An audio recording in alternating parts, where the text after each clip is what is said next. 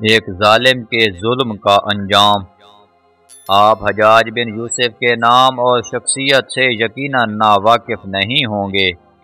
اس شخص کو عبد الملک نے مکہ، مدینہ، طائف اور یمن کا نائب مقرر کیا تھا اور اپنے بھائی بشر کی موت کے بعد اسے عراق بھیج دیا، جہاں سے وہ کوفہ میں داخل ہوا۔ ان مقامات میں 20 سال حجاج کا عمل دخل قائم رہا۔ اس نے کوفہ میں بیٹھ کر زبردست فتوحات کیں۔ اس کے دور میں اسلامی فتوحات کا دائرہ سندھ اور ہند کے دوسرے علاقوں تک پھیل گیا، حتیٰ کہ مسلمان مجاہدین چین تک پہنچ گئے تھے۔ یہی وہ شخص ہے جس کے بارے میں کہا جاتا ہے کہ اس نے قرآن کریم پر اعراب لگوائے۔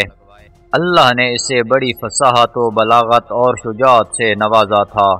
یہ حافظ قرآن تھا، شراب نوشی اور بدکاری سے بچتا تھا۔ وہ جہاد کا دہنی اور فتوحات کا حریص تھا، مگر اس کی ان ساری خوبیوں پر اس کی ایک برائی نے پردہ ڈال دیا، اور وہ برائی ہے بھی ایسی کہ تمام خوبیوں پر چھا جاتی ہے اور تمام اچھے اوصاف کو ڈھانپ دیتی ہے۔ اور وہ برائی کیا تھی؟ ظلم۔ حجاج اپنے تمام خوبیوں کے باوجود بہت بڑا ظالم تھا۔ اس نے اپنی زندگی میں خونخوار درندے کا روپ اختیار کر لیا تھا۔ ایک طرف اس کے دور کے نامور مجاہدین کنیبہ بن مسلم، موسیٰ بن نذیر اور محمد بن قاسم کفار کی گردنیں اڑا رہے تھے، اور دوسری طرف وہ خود اللہ کے بندوں، اولیاء اور علماء کے خون سے ہولی کھیل رہا تھا۔ امام ابن کثیر رحمۃ اللہ علیہ نے البدایہ و النہایہ میں ہشام بن حسان سے نقل کیا ہے کہ حجاج نے 1,20,000 انسانوں کو قتل کیا ہے۔ اس کے جیل خانوں میں ایک ایک دن میں 80,000 ہزار قیدی بیک وقت رہے ہیں، جن میں سے 30,000 عورتیں ہوتی تھیں۔ اس نے جو آخری قتل کیا ہے وہ عظیم تابعی اور زہد و پارسا انسان حضرت سعید بن جبیر رضی اللہ تعالیٰ عنہ کا قتل تھا۔ انہیں قتل کرانے کے بعد حجاج پر وحشت سی سوار ہو گئی تھی۔ وہ نفسیانی مریض بن چکا تھا۔ جب وہ سوتا تھا تو حضرت سعید بن جبیر رضی اللہ تعالیٰ عنہ اس کا دامن پکڑ کر کہتے تھے، اے دشمن خدا، آخر تو نے مجھے کیوں قتل کیا؟ میرا کیا جرم تھا؟ جواب میں حجاج کہتا تھا، مجھے اور سعید کو کیا ہو گیا ہے؟ مجھے اور سعید کو کیا ہو گیا ہے؟ یہ وہ اندر کی آگ تھی جو جب بھڑک اٹھتی ہے تو امن و سکون سب کچھ راکھ کر دیتی ہے۔ اس کے ساتھ ساتھ حجاج کو وہ بیماری لگ گئی تھی جسے زمہری کہا جاتا ہے۔ سخت سردی کلیجے سے اٹھ کر سارے جسم پر چھا جاتی تھی اور وہ کانپتا جاتا تھا۔ آگ سے بھری ہوئی انگیٹھیاں اس کے پاس لائی جاتی اور اس قدر قریب رکھ دی جاتی کہ اس کی کھال جل جاتی، مگر اسے احساس نہیں ہوتا تھا۔ حکیموں کو بلایا تو انہوں نے بتایا کہ پیٹ میں سرطان ہے۔ ایک طبیب نے گوشت کا ٹکڑا لیا اور اسے دھاگے کے ساتھ باندھ کر حجاج کے حلق میں اتار دیا۔ تھوڑی دیر کے بعد دھاگے کو کھینچا تو اس گوشت کے ٹکڑے کے ساتھ بہت سارے کیڑے لپٹے ہوئے تھے۔ حجاج جب مادی تدبیروں سے مایوس ہو گیا تو اس نے حضرت حسن بصری رحمۃ اللہ علیہ کو بلوایا اور ان سے دعا کی درخواست کی۔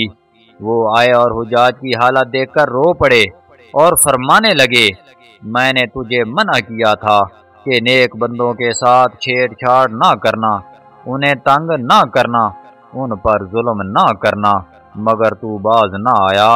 آج حجاج باعث عبرت بنا ہوا تھا۔ وہ اندر سے بھی جل رہا تھا اور باہر سے بھی جل رہا تھا۔ وہ اندر سے ٹوٹ پھوٹ چکا تھا۔ چنانچہ وہ حضرت سعید بن جبیر رحمۃ اللہ علیہ کو قتل کرنے کے بعد زیادہ دن تک زندہ نہ رہ سکا، اور صرف 40 دن کے بعد وہ بھی دنیا سے رخصت ہو گیا۔ مگر حضرت سعید اور حجاج کی موت میں بڑا فرق تھا۔ حضرت سعید کو شہادت کی موت نصیب ہوئی۔ وہ ایسی آن بان سے دنیا سے رخصت ہوئے کہ بعد میں آنے والے مجاہدین کے لیے ایک سنگ میل قائم کر گئے۔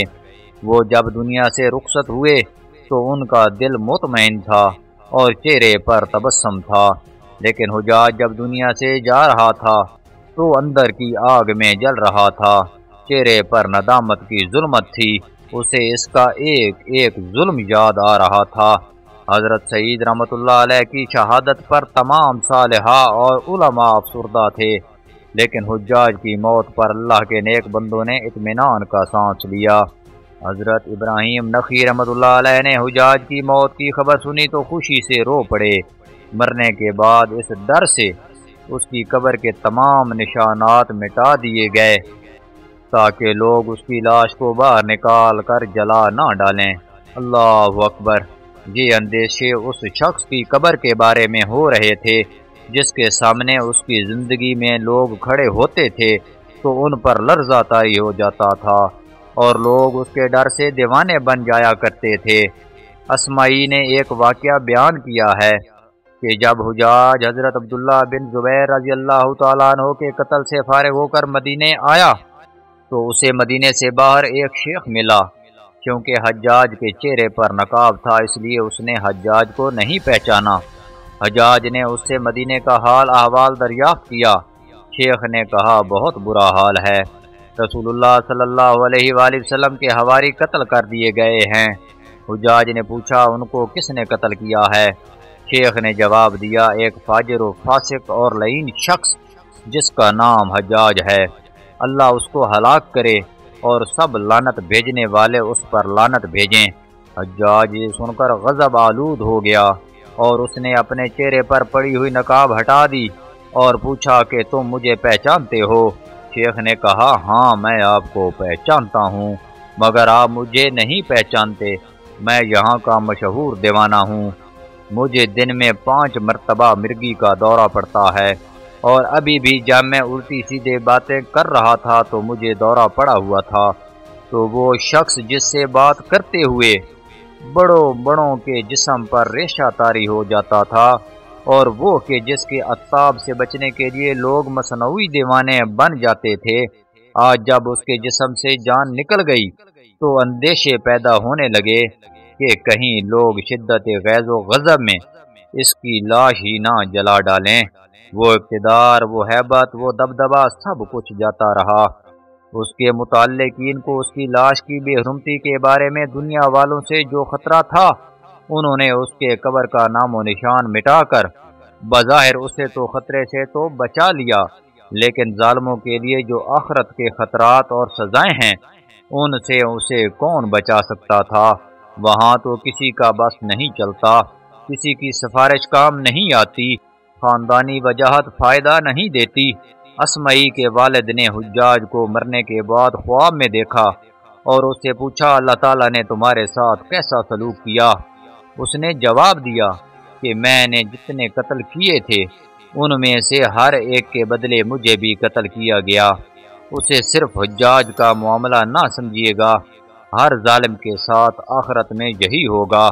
اس واقعے سے حاصل یہ نکلا کہ ظلم کا انجام ہمیشہ برا ہوتا ہے، چنانچہ انسان زندگی کے کسی بھی موڑ پر ظالم نہ بنے۔